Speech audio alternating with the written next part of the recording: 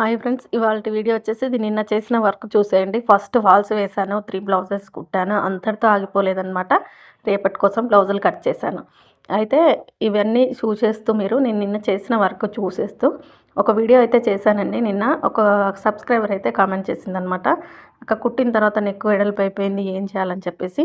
అసలు నెక్ ఎందుకు జారుతుంది, ఎందుకు నెక్ పెద్దగా అయిపోతుంది, షోల్డర్ ఎందుకు జారుతుంది, అసలు బ్లౌజ్ కటింగ్ అంటే ఏంటి, ఏం మిస్టేక్స్ జరుగుతాయి, పూర్తి క్లారిటీగా ఒక వీడియో అయితే చేశానండి. దాని లింక్ అయితే కింద ఇస్తాను. మీకు ఎవరికైనా నచ్చితే వెళ్ళి చూడండి.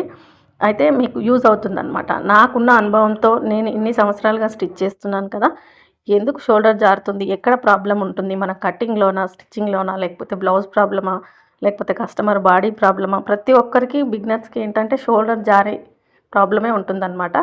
అది ఎందుకు ఏంటి అనేది అయితే ఇవాల్టి వీడియోలో మీకు ఫుల్ వీడియో లింక్ అయితే కింద ఇస్తాను. నచ్చిన వాళ్ళు వెళ్ళి చూడండి. అలాగే మన ఛానల్ని సబ్స్క్రైబ్ చేసుకోండి. చూడండి, నిన్న 3 బ్లౌజులే కుట్టాను, ఒక 7 చీరలు ఫాల్స్ పోసాను. తర్వాత వచ్చేసి ఇవన్నీ రేపటి కోసం కట్ చేసుకున్నానండి.